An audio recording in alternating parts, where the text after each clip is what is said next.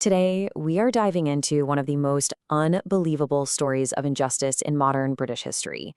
It's a story about how a national institution, the post office, something everyone trusts, literally turned on its own people, and in the process, ruined thousands of lives, all based on a devastating lie.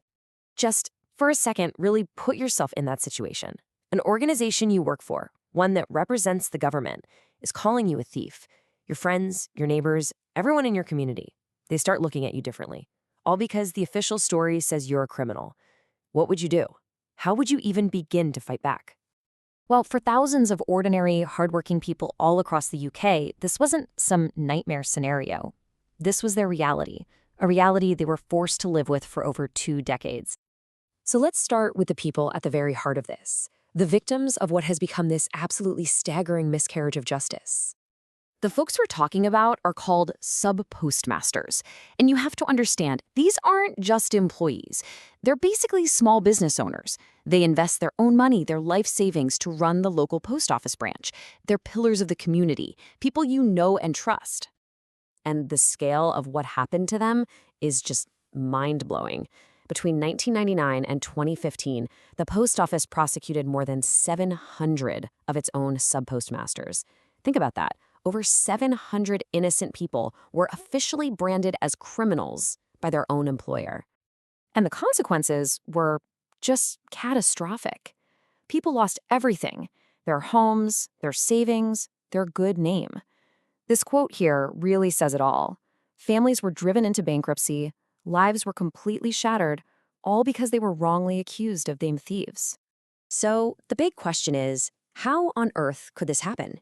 How could hundreds of honest people from all corners of the country all suddenly start stealing money in the exact same way? Well, the answer wasn't human greed. It was a catastrophic failure of technology. Right at the center of it all was a piece of software called Horizon. It was an IT system built by a company called Fujitsu, and it was rolled out in 1999 to modernize the whole post office network.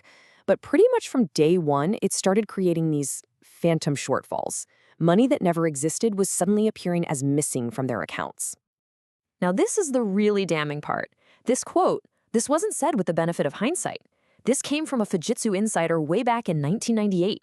That's a full year before the system was even rolled out. They knew. They knew from the very beginning that the code was an absolute mess.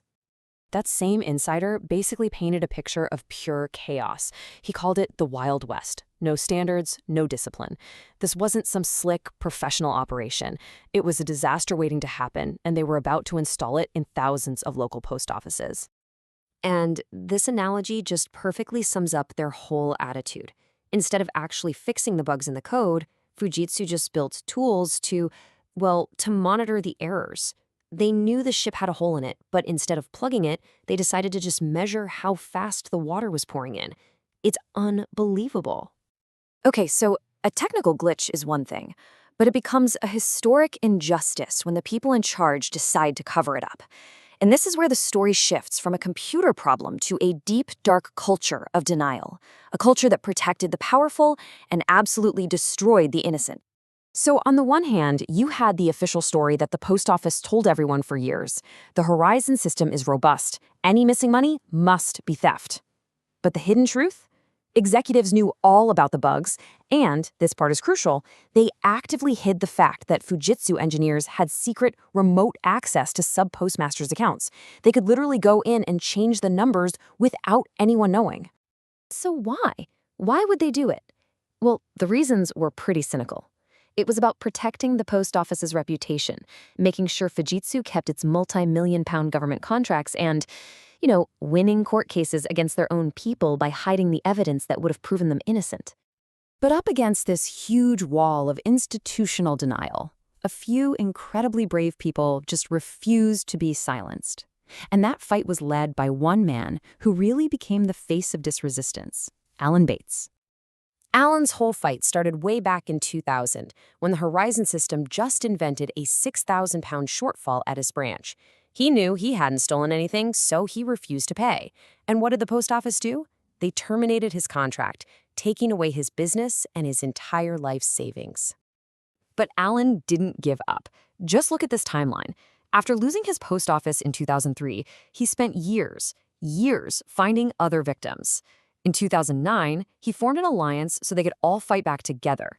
And finally, after a legal battle that lasted nearly 2 decades, a high court judge ruled in their favor in 2019, confirming that the software was indeed faulty and hundreds had been wrongly prosecuted. Now, that high court victory was monumental. The truth was finally officially out in the open. But for the victims, winning in court, well, that wasn't the end of the story. True justice has been so much harder to find. The numbers here, they really show the devastating reality of it all. Over 700 people prosecuted. More than 200 of them were actually sent to prison.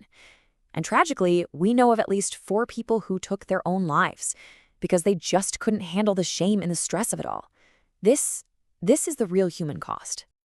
And behind every single one of those numbers is a story just like this one from Sima Myra, who was actually jailed while she was pregnant. The damage wasn't just financial. It ripped families apart. It stole time, moments, memories that can never, ever be given back.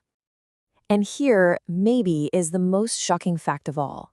Despite everything we now know, despite the lives that were ruined and the decades of lies, not a single executive from the post office or Fujitsu who oversaw this scandal has faced any criminal charges.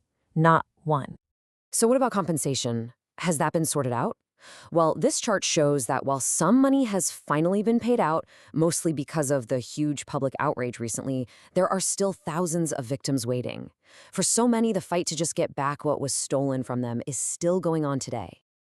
Which leaves us with this final big question. The post office scandal was never just about a computer glitch.